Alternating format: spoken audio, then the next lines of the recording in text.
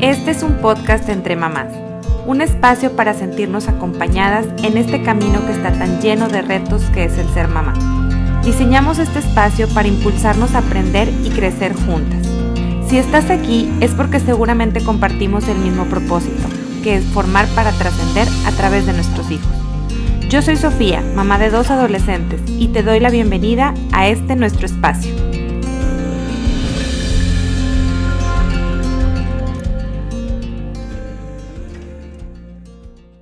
Bienvenidas a este espacio entre mamás.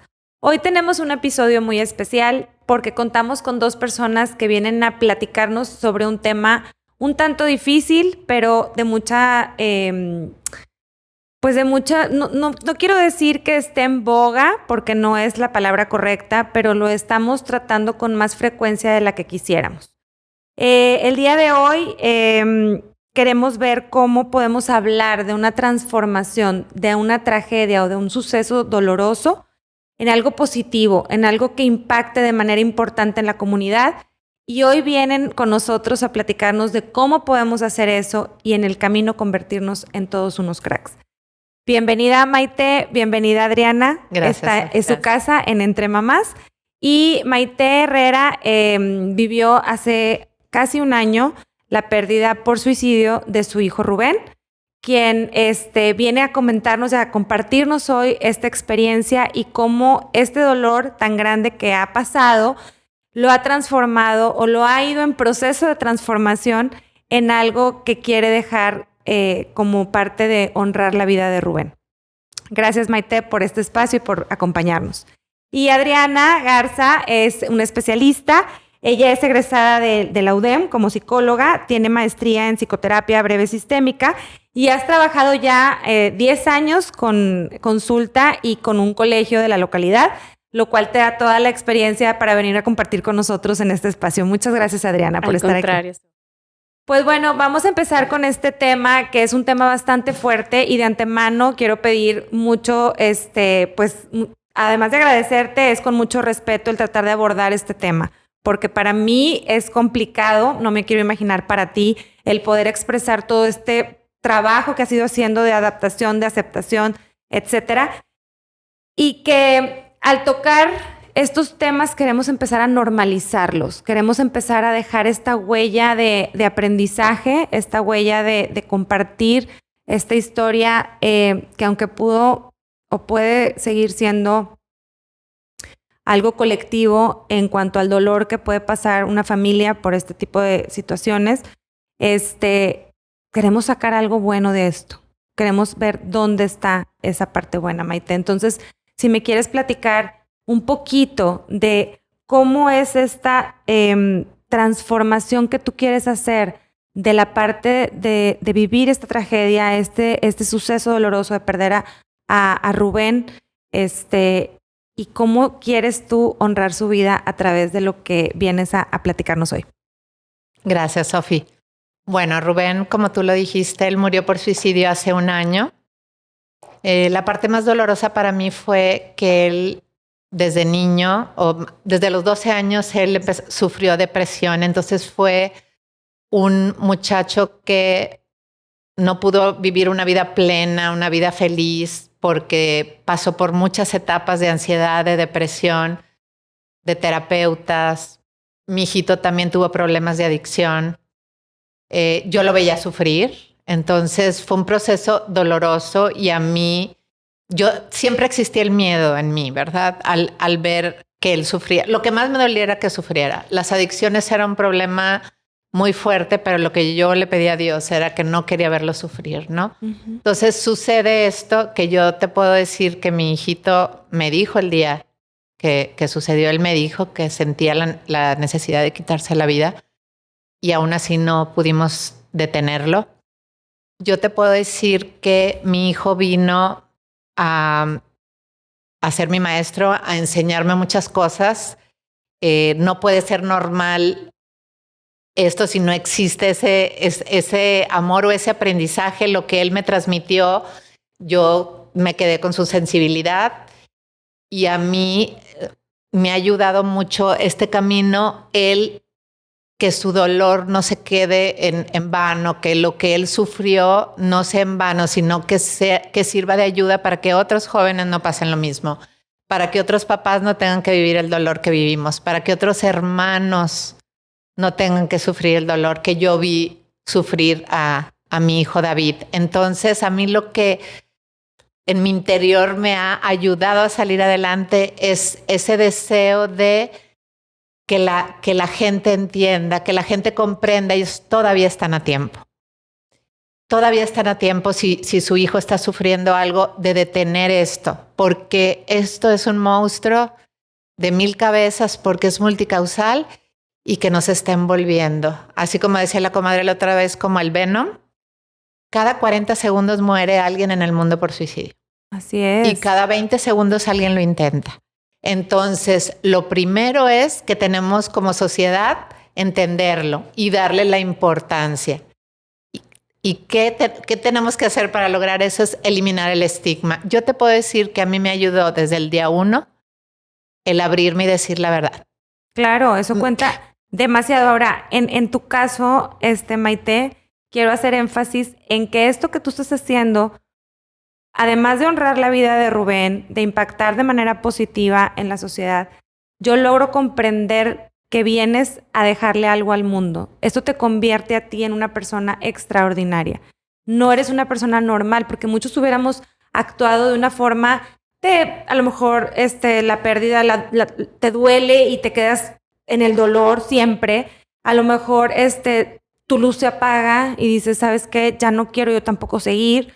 O sea, puede haber muchos caminos que recorrer y sin embargo tú decidiste recorrer que es hacer algo por honrar la vida de tu hijo y por impactar de manera positiva en la gente.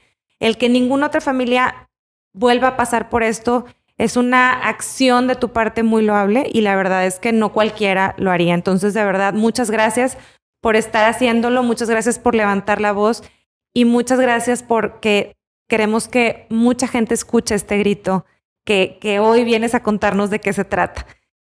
Aquí, antes que nada, me gustaría saber, ¿en qué momento, Maite, dices, oye, yo decidí no callar, pero ¿en qué momento dijiste, sabes qué? Tengo que hacerlo.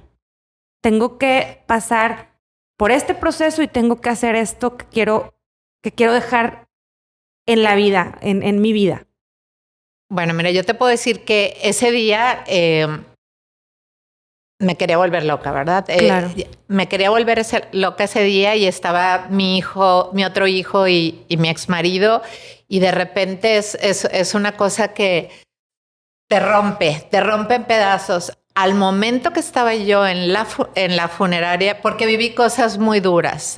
Cuando es un suicidio son cosas que interviene el Ministerio Público y cosas así. Pero ya al momento que yo estaba en la misa y que me paré a hablar, no sé cómo le hice, pero yo me paré a hablar.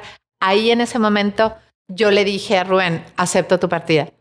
En ese momento me di cuenta que aceptaba su partida, que Rubén no era ningún cobarde, al contrario, Rubén fue un luchador.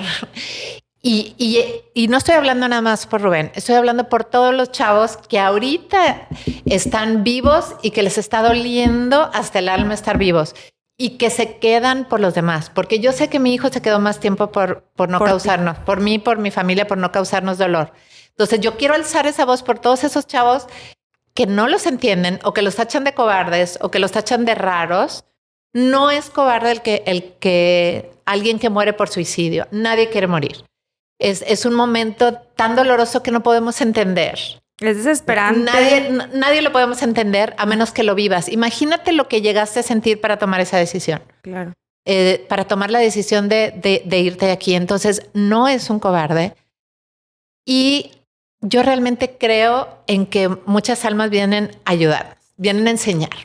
Entonces, vino a pasar esto. Bueno, tengo que buscar qué quiere mi hijo, porque mi hijo sufría por la falta de amigos o por la falta de, a lo mejor no triunfé en esto, no triunfé en otro. Y ahorita está salvando vidas, porque está salvando vidas, porque son muchos los casos que nos buscan y que digo yo, mijito, o sea, otra lucecita, otra lucecita, otra lucecita. Entonces él vino a enseñarme a transformar. esto. Pero la única manera en la que uno puede transformar es a través de esto. Primero, aceptar. Primero acepto tu decisión. No voy a pelear con tu decisión porque yo me puedo pasar meses peleando con tu decisión. Eso me hunde. La segunda, la culpa. Es una culpa absurda la que vivimos los papás. Y el duelo por suicidio es el duelo más complicado porque qué pude haber hecho y todo. Es una culpa absurda porque nadie en su sano juicio, a menos que estemos enfermos, nadie en su sano juicio va a hacer algo para dañar a su hijo. Nos falta mucho aprendizaje. Yo lo reconozco ahorita, que, híjole, si hubiera sabido más, yo pensaba que estaba haciendo lo correcto, y si hubiera sabido más, y si le hubiera dicho esto, si le hubiera dicho el otro. Entonces, esa culpa absurda, transformarla en algo útil. Lo que a mí me faltó saber, pues que lo sepa alguien más. Claro. Y es muy importante transmitirle a los papás que es importante saber, tener esas herramientas, porque si tu hijo llega y te dice, me voy a quitar la vida o me quiero quitar la vida, te vuelves loca. Entonces, eso es lo primero que no puedes hacer, volverte loco. Tienes que estar tranquilo, tienes que poder hablar con él. Entonces, ese es el aprendizaje que yo he llegado a tener a raíz de esto. Usar esa culpa que podría ser absurda y tenerme tirada en el piso, a convertirla en algo para que otros aprendan y puedan detener esto, porque esto es algo que lo necesitamos hacer entre muchos. Se necesita crear una conciencia colectiva en la que participemos papás, terapeutas, gente como tú, lo que está haciendo, asociaciones, escuelas, gobierno, escuelas. Cada vez que alguien hace algo, como cada vez que tú haces una entrevista, estás poniendo un granito de arena para algo. Cada vez que ella trata a un paciente, está poniendo, y esa conciencia colectiva va hacia lo positivo. Yo sí lo creo, va sumando, porque de repente con la pandemia se nos vino cosas negativas que iban sumando, y ahorita todo esto empieza a sumar y la gente tiene que entender y tenemos que acabar con el estigma y recordar que es un evento multicausal. Claro. No hay respuestas para el suicidio. Tu hijo se murió por esto. No, un mismo terapeuta te puede decir, es multicausal. Puede estar relacionado a ansiedad, depresión, adicciones, trastornos alimenticios, abuso sexual cuando fueron niños, simplemente no pudo con la pandemia, soledad, es una cantidad, un desbalance químico. Entonces, tenemos que borrar el estigma. Alguien que comete suicidio o alguien que intenta suicidio no es un ser raro, no es un ser cobarde, es alguien que está sufriendo terriblemente y tenemos que luchar porque eso deje de pasar entre nuestros jóvenes. Y tampoco quiere decir que es una persona que tenía esta familia complicada. O sea, no hay ahí me quiero dirigir un poquito con Adriana, o sea, no hay un perfil de la persona que comete este acto de suicidio. O sea, no es que esto fue lo que tenía, entonces no es un diagnóstico que tú puedas fácilmente decir 1, 2, 3, check, entonces fue ese el diagnóstico. No. ¿Qué es lo que pasa con estos casos en donde queremos todos encontrar? No, es que había este detalle. No, es que había este otro detalle. ¿Qué pasa con la sociedad en el momento en que pasan estos acontecimientos? Para empezar, sabemos que tenemos la complejidad de que este tipo de actos, de que alguien se suicide, es algo visto tan negativamente, en donde inclusive es algo que no se habla. Hasta muchos de nosotros hemos crecido con rumores, con pláticas, digamos, como dicen, secreto a voces, de que tal persona murió y dijeron que fue un accidente, algo accidental, pero por otro lado sabes o se empieza a hablar la sospecha de no, sí se suicidó. O sea, tenemos muchos tabús y muchas trabas en que socialmente es algo que nadie quiere hablarlo. Nadie quiere reconocerlo. ¿Y por qué? Si de por sí la pérdida de un ser querido ya es algo doloroso, fuerte, obviamente es doblemente más doloroso cuando la persona toma acción por su propia mano. Claro. Y sobre todo porque sabemos que socialmente la gente empieza a juzgar. Es que eran unos malos padres, es que eran muy estrictos, o es que no le ponían atención, le daban todo. La gente, a veces es muy sencillo opinar y empezar a hacer juicios que empiecen a justificar por qué una persona tomó esas acciones. Entonces, aquí es realmente, primero que nada, no juzgar. No conocemos la vida o la situación particular, porque cada caso es único y muy particular. No podemos generalizar. Como tú dices, no es un diagnóstico como un cuadro de, por ejemplo, la diabetes, que se presenta ciertos síntomas, se hace un estudio, es diabetes tipo bla, y se da un tratamiento. Cada caso es muy diferente. Entonces, aquí lo importante es que cuando hay algo así, como bien dice Maite, tenemos que hablar, porque al hablarlo, al aceptarlo, al reconocerlo, empieza la transformación de algo doloroso en algo que se sana y que eso sea algo que da una lección de vida, un aprendizaje para todos y futuras generaciones. Ahora, es importante, como decías al principio, Maite, que logremos esta conciencia colectiva en el momento en que suceden estas cosas y que aportemos algo positivo. Cada individuo tenemos algo bueno que aportar. Claro. Entonces, creo que esto es algo muy valioso en donde tenemos que darnos cuenta que tu opinión, la verdad es que no importa en esos momentos. O sea, me refiero a como un ser humano común y corriente. O sea, mi opinión de qué va a ayudar. Mejor no opino. ¿Qué voy a hacer? ¿Qué voy a hacer para que esto deje de pasar? Entonces, Maite, ¿nos podrías compartir aprendizajes? 2 que te lleves, los más importantes que te han tocado en este proceso. Bueno, 1, escuchar a los hijos, y eso lleva mucho. Hasta puse en la página de Que se escuche fuerte mi grito un meme que está, mamá, que es el gatito con la voz, mamá, fíjate que no me he sentido mal. Y la mamá, no compré la pintura, qué bruta. Ajá, así empieza. Sí. Y te ríes y ves las respuestas de los chavos. Sí, cierto. Jaja, así es mi mamá. Bueno, aprender a escuchar. Nosotros y yo me reconozco que en mi casa yo tendía a dar el consejo rápido, ¿verdad? Oye, mami, el consejo. Incluso el día que mi hijo murió, yo lo orillé a algo, a que fuera a visitar a su novia o algo, porque él estaba muy triste. Entonces, ahí va el consejo. Espérate, escucha, porque no siempre tenemos la respuesta. Lo mejor que podemos hacer, si nuestro hijo está sufriendo un problema que nos va a asustar a lo mejor, primero lo escucho y después le digo, ¿sabes qué? No tengo la respuesta ahorita. Puede ser que no tengo la respuesta, pero aquí estoy y lo vamos a resolver. Juntos lo vamos a resolver, vamos a buscar ayuda o lo que sea. No creer que tenemos la respuesta porque, al rato se te pasa o así. No podemos, eso va de la mano con minimizar. Claro. No podemos minimizar nada. Si terminó con la novia, si subió 1 kilo, si vino a platicarte algo de la escuela, cualquier cosa cambio de amigos, que a tu hijo le dolió, no lo podemos minimizar porque no sabemos lo que está pasando en su cabeza, ¿verdad? Y otra cosa muy importante que yo creo es estudiar como papás los temas que son muy importantes ahorita, el suicidio es multicausal. Viene el tema de las adicciones, viene el tema de la ansiedad y la depresión, el tema de la salud mental, que es un estigma. Necesito yo saber cuáles son. Ansiedad y depresión son enfermedades mentales también que se deben de tratar como se trata cualquier otra cosa. Nosotros como papás nos ponemos así cuando a nuestro hijo le dan un diagnóstico de algo físico, rápido. Bueno, esto se tiene que tratar de igual manera.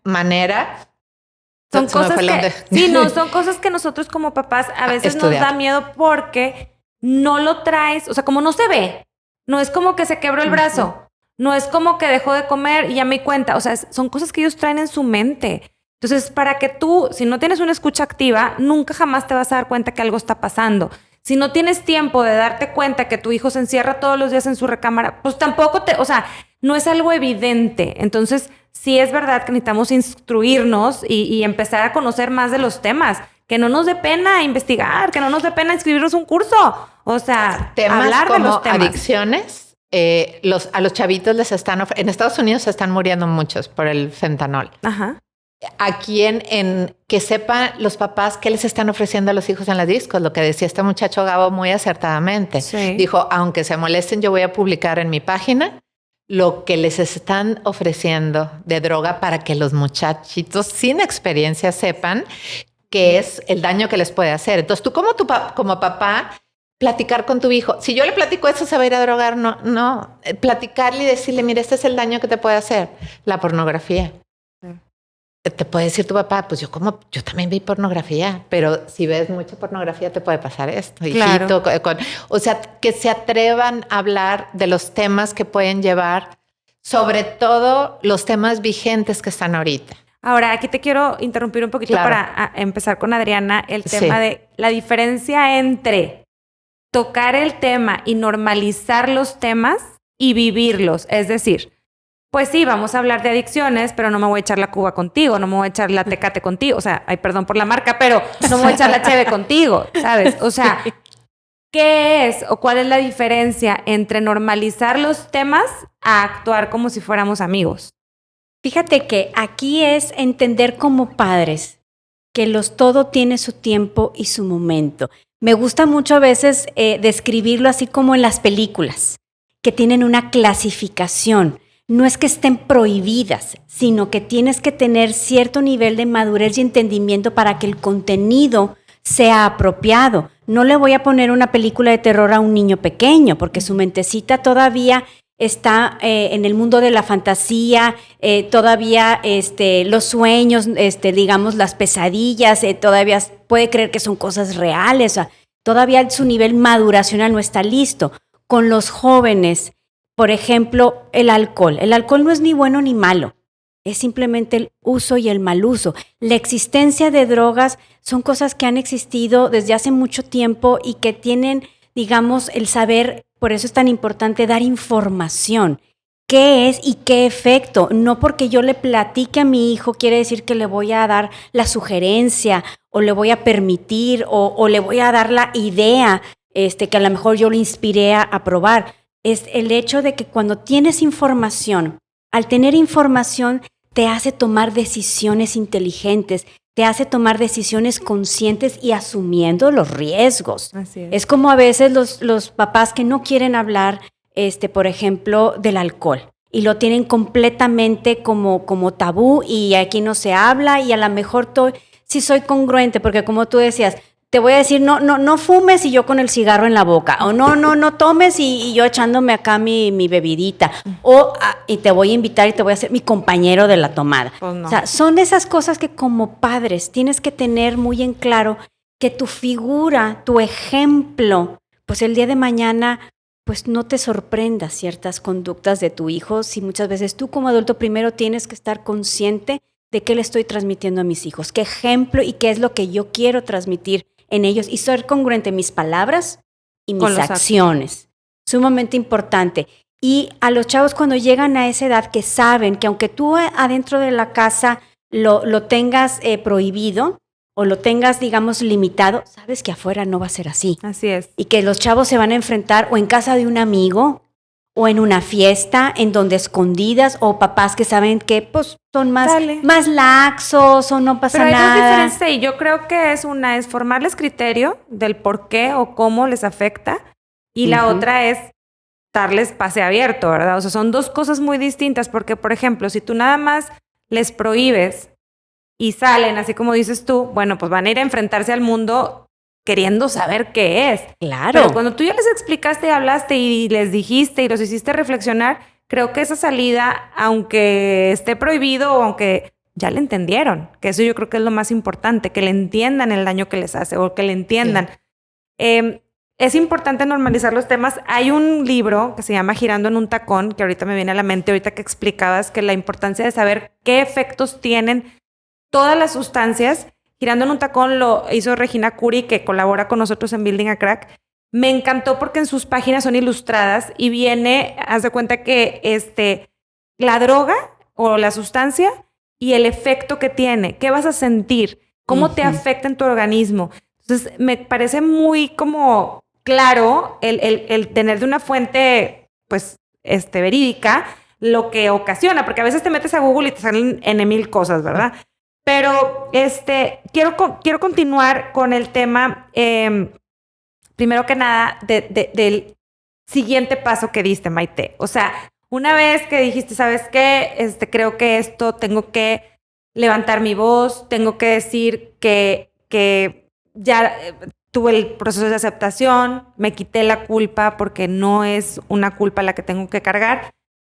Entonces diste el siguiente paso. ¿El siguiente paso cuál fue? ¿Qué decidiste hacer formando una asociación? Bueno, nada más te quería aclarar porque hay papás que están viviendo lo que yo estoy viviendo. No es tan fácil el tema de quitarte la culpa. O sea, uno tiene que trabajar todos los días y darte cuenta que le estás haciendo daño al que está al lado tuyo, que puede ser el hermano, los hermanitos, te estás haciendo daño a ti. Y yo también pienso que le estás haciendo daño a él. Entonces, no es fácil, pero sí se puede. Sí. Eso es importante, sí se puede. Bueno, el siguiente paso, mi hijo David, de 19 años, que ahorita ya está estudiando en Estados Unidos, se acaba de ir. Él y yo nos acompañamos mucho después de este dolor y empezamos con la idea, ¿qué tal si lo hablamos? O sea, los dos juntos... ¿Qué tal si creamos? En ese momento David agarró el Instagram y hizo la cuenta. Él hizo el logotipo. Okay. Y que se escuche fuerte mi grito, yo ya lo había sacado en un poema que había escrito, porque eso era lo que yo sentía. Entonces empezamos con la idea y un amigo mío que es notario, yo te hago la asociación y se fue rápido. Y luego, ¿ahora qué? Bueno, ¿cuál es la importancia? O sea, ¿cuál va a ser el objetivo? Y ahí me ayudó David a que fuera muy cuidadosa. A David lo invitaron a dar clases, o él lo propuso a dar una plática en todos los salones de BI de la prepa para explicar lo que le había pasado. Pero a David le empezaron a hacer preguntas como si él fuera terapeuta. Okay. Oye, es que mi mamá no sé qué. Y entonces dijo David, mami, tenemos que ser muy cuidadosos porque nosotros no somos complicado. Es un tema. Entonces, vamos a ser muy claros en la función de la asociación, ¿verdad? Y lo principal es eliminar el estigma que rodea al suicidio para poder prevenirlo. Claro, nosotros estamos en la parte de prevención, no en la parte de duelo por suicidio. Okay. Hay muchas asociaciones de eso y está bien, pero nosotros no estamos en el duelo por suicidio, estamos en prevenir el suicidio. Y para prevenirlo, primero hay que quitar el estigma. Entonces, así se llama, abajo de nuestra asociación dice... Hablemos del suicidio sin estigmas. Okay. Entonces es eso, desestigmatizar. Y empezamos con un foro que bueno, ahorita David no está aquí, mi comadre forma parte de esta asociación y empezamos con un foro que tú estuviste ahí el 10 de septiembre, el Día Mundial de la Prevención del Suicidio, y nos sorprendió la asistencia. Y nos sorprendió cómo los chavos participaron. La parte de la exposición de ellos estaban muy atentos. Y luego la parte de preguntas y respuestas fue la parte más bonita de todo el foro. Aquí quiero aclarar que en el foro se abrió el tema para que hubiera testimonios. Entonces, sí. Bueno, ahorita que decías que necesitabas un terapeuta, supongo que ahí fue donde entró Adriana, que dijiste, yo necesito ayuda para que pueda resolver temas y dudas que surgen dentro de toda la gente que te ha ido contactando. Pero en el foro, tú expusiste también, ¿verdad, Adriana? Sí. Y en el foro hubo testimonios en donde... Cuéntanos un poquito de eso. Yo puse una convocatoria abierta para los chavos que quisieran compartir su testimonio para ayudar a otros. Y hubo 5 muchachos que me lo mandaron en video. Okay. Y esos videos los pasamos ahí. Ellos pasaron esto del intento de suicidio y qué fue lo que los ayudó. Y eso yo creo que ha movido bastantes conciencias, porque el hecho de que ellos se atrevan a hablar y lo están haciendo por ayudar, eso ya para ellos empiezas a ver un cambio en ellos, porque los conozco. Una muchacha la conocí en un chat de duelo por suicidio que me metieron, la oí hablar y le dije, por favor, necesito tu testimonio, porque ella ha vivido cada cosa y sus testimonios son bárbaros, una resiliencia bárbara y yo creo que eso ayudó a que los muchachos que estaban ahí empezaran a hablar y se hizo muy bonito el que se atrevieran a hablar. Se levantaron y ella y Dionisio Galarza contestaron. Ahora estaban ahí también todas las asociaciones de salud mental que aquí en Monterrey los invitamos para que la gente vea que hay ayuda. Claro, necesitamos enseñar que hay herramientas, ¿verdad? Ahora, ella es mi mano derecha porque me llega un caso y la verdad, ha sido muy, muy buena su respuesta. Dionisio Galarza también yo creo mucho en él. Ajá. Mi hijo David estuvo con él Ajá. y también es una persona que yo creo mucho en él.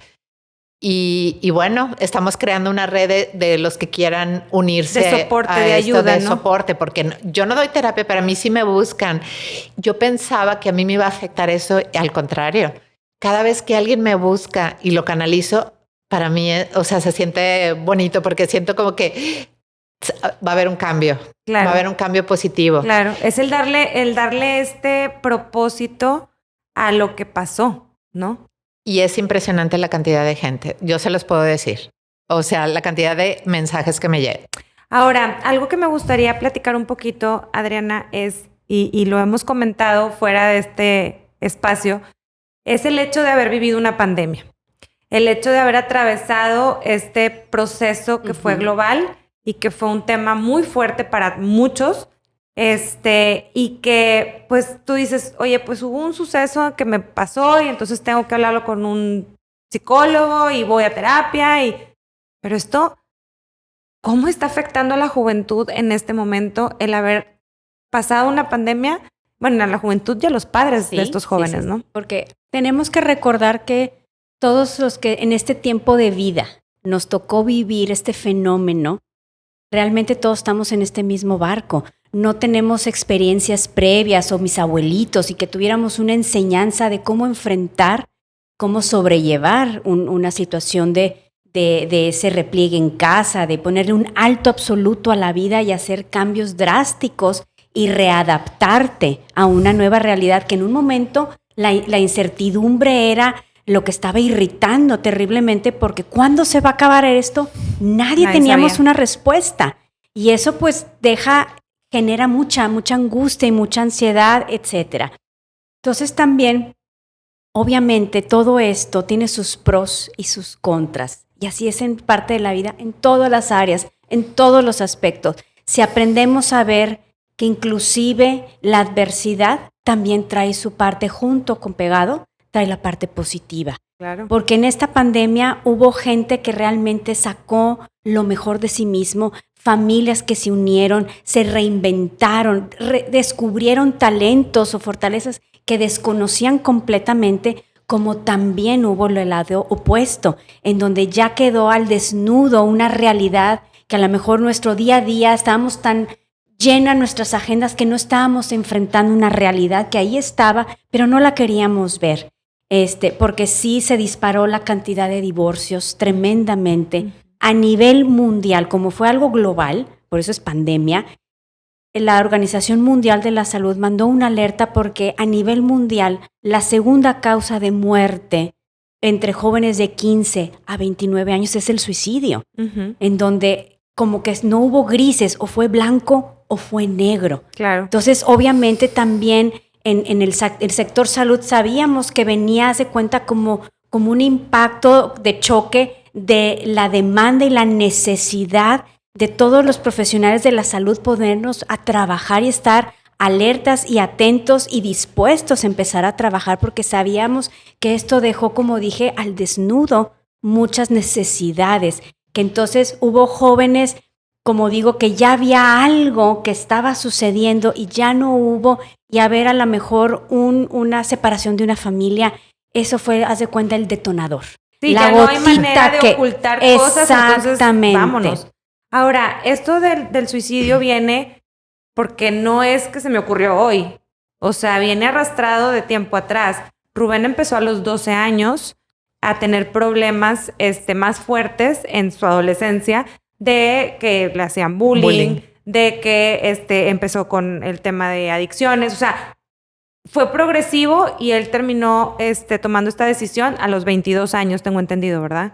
23. 23, o sea, bueno, cerca de 10, él 11 desde años. niño, o sea, él cuando era chiquito era un niño extrasensible. Siempre fue de lo que les llaman altamente sensibles, la ropa, las camisetas, se cortaban las etiquetas. Okay. Entonces yo me daba cuenta de eso y él a los 5 años empezó, porque es que nosotros nos cambiamos mucho de ciudad. Eso afecta también a los niños, los cambios.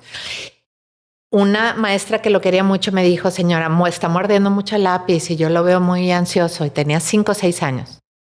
Entonces lo traje a Monterrey porque su pediatra aquí, que yo confiaba mucho en él, me mandó con una especialista y la especialista lo revisó, me dijo, mira, tu hijo yo lo veo bien y todo, pero nada más te quiero decir una cosa, que tengas mucho cuidado porque tu hijo, cuando sea grande, es muy propenso a entrar en adicciones.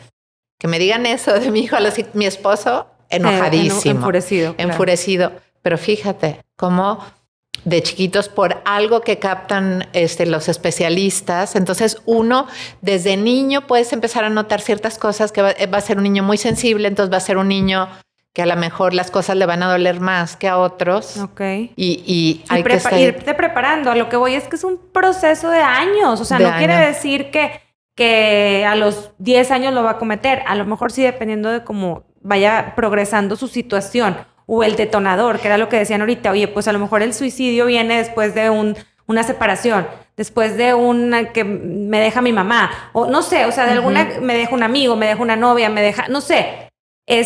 Pero se va trabajando con el tiempo. Ahora, no, desgraciadamente, no hay una respuesta, lo puede decir cualquier terapeuta, no hay una respuesta exacta. Puede ser alguien que ya lo tenga planeado, incluso hay muchos chavos que lo tienen planeado, dejan nota, puede ser un acto impulsivo, puede ser... Yo sé que mi hijo estaba cansado porque ahí me lo dijo, pero yo ya después que mi hijo murió me enteré que había dejado una semana completa las medicinas, terminó con su novia y era una medicina muy fuerte. Entonces, dejar una medicina de jalón te puede dar un brote psicótico de tomar así una decisión. No quiere decir que mi hijo no se sintiera súper triste, pero en ese momento a lo mejor ese fue el detonante.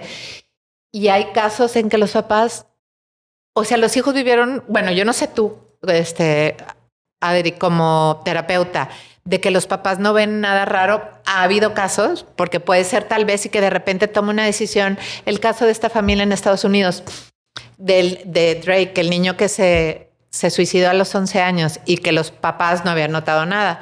No sé, capaz que se habían notado algo. Era un bullying tan feo que sufría él, que un día tomó la decisión. Pero yo no sé si debió de haber habido algunos... Siempre a lo mejor hay algo. Siempre hay algo, ¿sabes? ¿no? Que Siempre hay.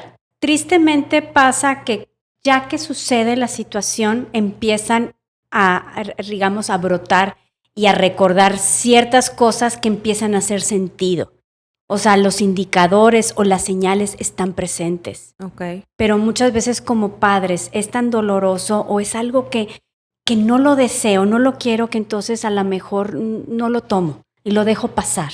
Uh-huh. Y también es en donde checamos que a veces la comunicación no es abierta, porque como decía Maite hace un rato, esa escucha activa es realmente detente, pon toda tu atención, deja un celular a un lado, apaga la televisión, ese contacto visual y todos tus sentidos y escucha. Concentra exactamente en lo que nos están diciendo. Para que el mensaje, lo que me quiere compartir mi hijo, porque en ese momento cuando alguien hace ese contacto visual contigo y pone toda su atención, ahí ya estamos realmente me interesas, te quiero y quiero escucharte, ver cómo te puedo ayudar y vas fortaleciendo ese canal de comunicación.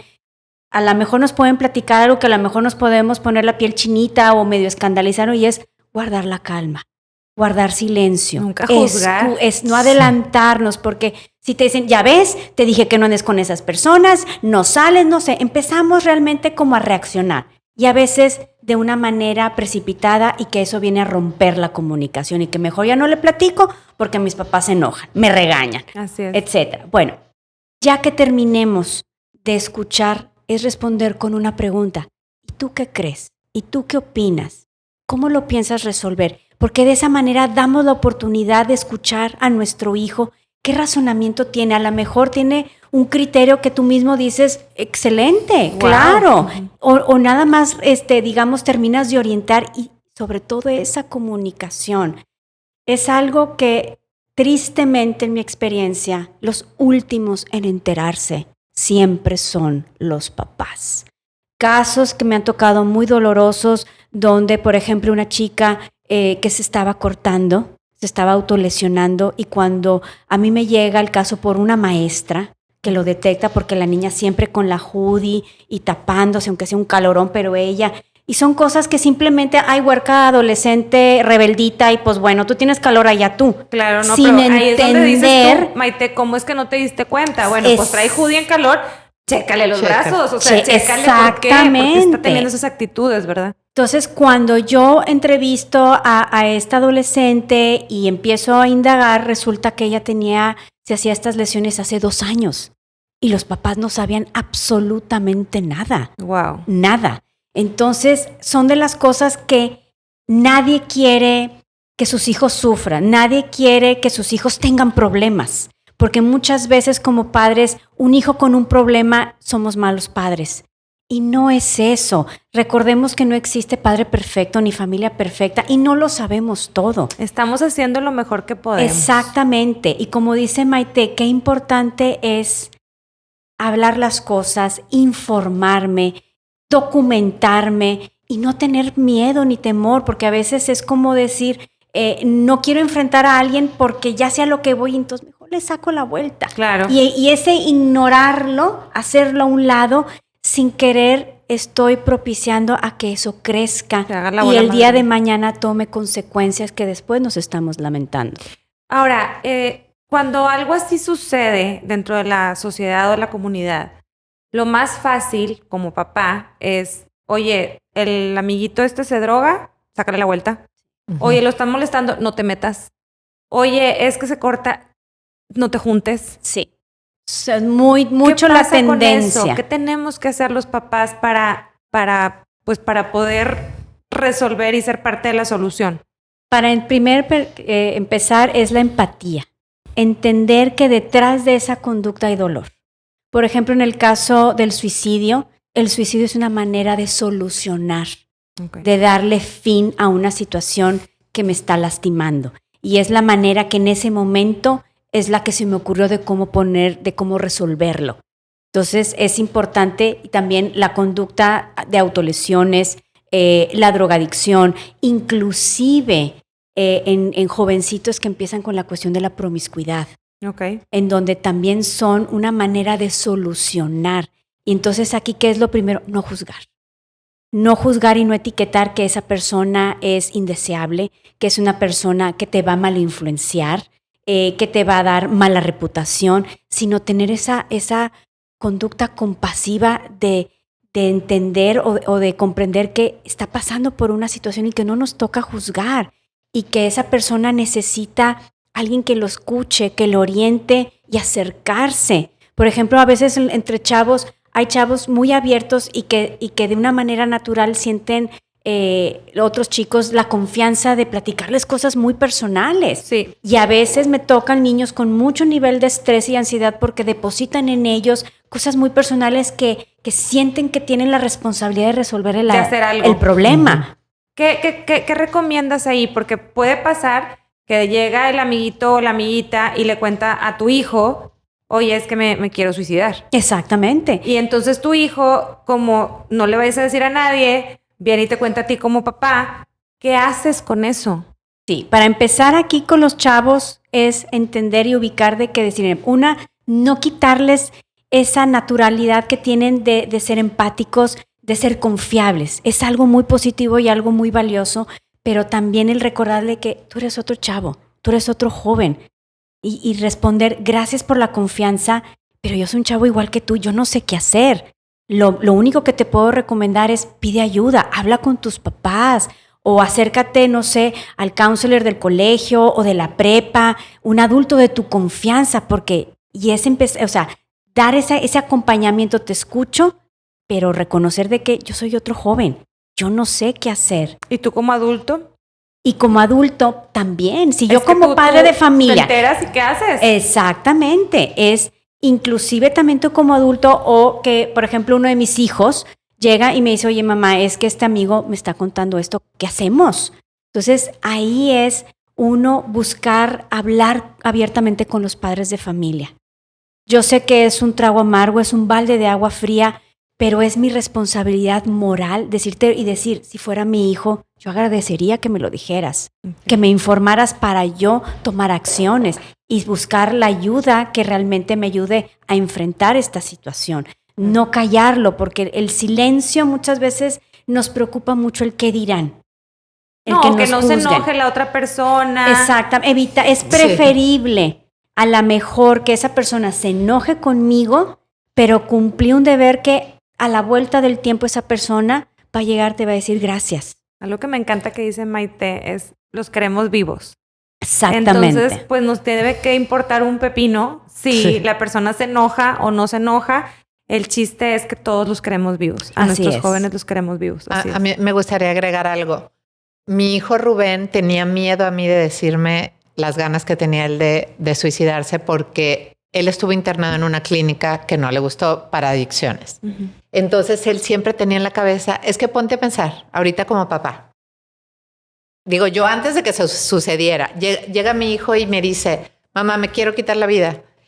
Cargo contigo al hospital. Para empezar, las ambulancias, si es una cosa psiquiátrica, no viene cualquier ambulancia. Okay. Uno tiene que estar enterado de eso. Son ciertas ambulancias las que recogen una emergencia psiquiátrica. Si tú llegas a un hospital con un chavo con un intento de suicidio, muy seguramente lo van a mandar al psiquiátrico. Okay. Ahora, no hay aquí, es la verdad. Si mi hijo se está muriendo de depresión y lo voy a meter al psiquiátrico, tenemos que ser realistas, que como sociedad y como tenemos que presionar para que haya esos espacios donde los chavos que tienen una depresión severa puedan ser tratados sin que vayan al psiquiátrico. De una manera más digna. Más digna. Eso no lo tenemos aquí todavía. Entonces a mi hijo le daba pánico hasta que un día, un año antes de quitarse la vida, me habló y me dijo, mami, es que yo no me atrevo, tengo miedo de decírtelo porque me vas a... Y ese día me dijo, mamá, no quiero ir a un psiquiátrico. Y sí lo puedo entender. Claro. Entonces, muchos chavos se callan porque no sé qué va a hacer mi papá. Entonces, por eso es muy importante tener la respuesta y platicar con ellos. Hijito, si tú sientes eso, vamos a tratarlo con terapia. Hay solución. Que no tenga miedo que te vas a volver loco y lo vas a llevar al psiquiátrico en ese momento. Hay que tocar los temas. Hay que tocar los temas porque a ellos les da miedo. Y les da miedo asustarte también. Claro. O sea, en los testimonios, una de las chavitas decía, es que mi mamá, pobre, ya había sufrido el suicidio de su hermana, de ella, hacía muchos años. Había sufrido la muerte del otro hijo por enfermedad. ¿Cómo le voy a decir a mi mamá esto? La mato. Entonces, muchas veces los chavitos no hablan para no asustar o porque mi mamá o mi papá me van a internar y yo no quiero estar internado. Entonces, por eso hay que estudiar y hay que saber qué se puede hacer. Y por eso nosotros hablamos, Adriana ha tratado casos de intentos de suicidio, ya de gente de que se ha cortado las venas y que van avanzando. Claro. Porque cualquiera diría, no, eso está para internarse. Pues no. No, hay gente con terapia. No está para internarse. No es, o sea, está saliendo adelante con la terapia. Claro. Eso es lo que la gente tiene que saber. Que puede salir adelante, no tiene que ser una cosa drástica. Si a tiempo se hablan las cosas, se pueden solucionar. Ahora, dijiste en un momento muy acertado que el suicidio es un monstruo sin cabeza o de 1000 cabezas. De 1000 cabezas. Yo creo y estoy firmemente convencida en que mientras más papás evitemos conductas de riesgo a nuestros hijos, como que le restamos a lo mejor un avance a cualquier tipo de situación que los pueda llevar a perder la salud mental.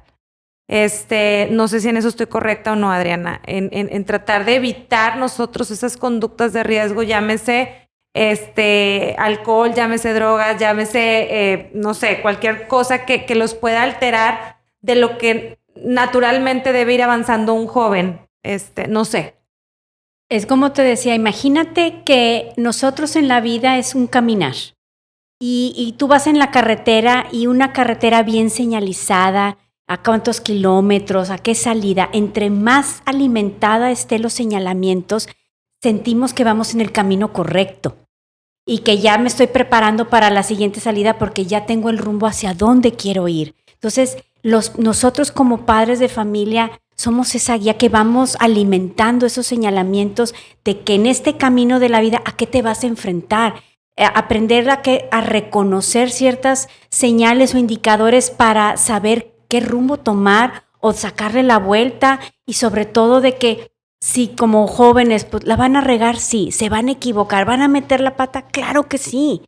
Y no verlo como algo inevitable y que voy a hacer todo lo posible por evitarlo, porque eso les quitamos la oportunidad, porque muchos aprendizajes realmente son vivencias. Claro. Sí podemos darles información que a pesar de una falla, un tropezón, el aprendizaje tan valioso que ellos mismos también vayan alimentando, pero es hablar las cosas por su nombre. Hasta el mismo, me ha tocado que hay papás que se va a dar el tema de sexualidad y no quieren que sus hijos escuchen, es que yo no estoy de acuerdo. Pero si ven celular y ven porno y todo. Exactamente, o sea, entonces, entre más información de acuerdo, claro, como digo yo, todo clasificado y de acuerdo a la edad y a la etapa maduracional de los hijos, los vamos alimentando de la información que les dé la seguridad, la confianza y la información necesaria para que cuando ellos tomen una decisión consciente y con claridad de sus acciones. Me toca muy triste niños que van a dar al hospital con una congestión alcohólica porque en su casa nunca les hablaron de los peligros o los riesgos del alcohol, etcétera. Van a una fiesta, tienen la curiosidad, lo desconocen y ahí están las consecuencias. Entonces, es como dicen, a veces como personas, como dice, hay un dicho muy antiguo que quieren tapar el pozo, ya ahogado el niño. Claro. Entonces, el pozo ahí está, pero te tengo que decir en dónde está, qué profundo está, desde cuándo está y cómo le puedes sacar la vuelta y velo. Ahí está. Pon atención para que no te caigas en él. Y todo esto que hemos estado platicando ha sido hablar con ellos, tener esta comunicación efectiva. Todo habla sobre prevención. La edad en donde estos chavitos empiezan a hablar de estos temas, a conocer, ya ha bajado mucho la edad. Entre los 8 y 9 años es lo mejor que podemos hacer para empezar a abrir estos temas con ellos. Como bien dices, Adriana, no se les va a ocurrir porque tú les digas. Al contrario, les vas a informar para que no se enteren de vivencias que a lo mejor a veces no son tan positivas, ¿verdad? Oigan, pues quiero agradecerles este espacio de verdad. Vamos a tener un episodio 2 definitivamente para poder completar y seguir compartiendo esto que están haciendo, que para mí me parece una forma extraordinaria de honrar la vida de Rubén. Estamos todos aquí en este plano terrenal aprendiendo a vivir en una sociedad más empática, más humana. Yo les agradezco que hayan puesto manos a la obra y que ojalá ninguna familia vuelva a vivir esto que nos tocó a través de Maite saber y conocer y que sabemos que es un trago amargo, pero lo estás convirtiendo en algo muy positivo para la sociedad, Maite. Muchas gracias. Gracias, Sofi. Gracias a ti. Gracias, Adriana, por tu orientación. Mamás, esperamos hayan disfrutado este episodio. Les prometemos que habrá un segundo episodio para lograr profundizar más en algunos temas que nos interesaron. Redes sociales, muchachas, de la asociación que ustedes están formando. Bueno, la página web es quesescuchefuertemigrito.org y Instagram es quesescuchefuertemigrito. Me encanta tu cuenta porque vas a poder ver de todo y vas a poder reflexionar mucho sobre el tema. Hay mucho camino que recorrer sobre hacer conciencia del tema del suicidio, hablarlo como es, sin estigmas. Y bueno, en Building a Crack estamos convencidos de que la prevención es todo lo que tenemos, en lo que tenemos que trabajar para que nuestra juventud sea una mejor juventud, encontremos una mejor versión de cada quien y podamos vivir en un mundo más humano. Muchas gracias. Gracias. Nos vemos la próxima. Muchas gracias, Sofi.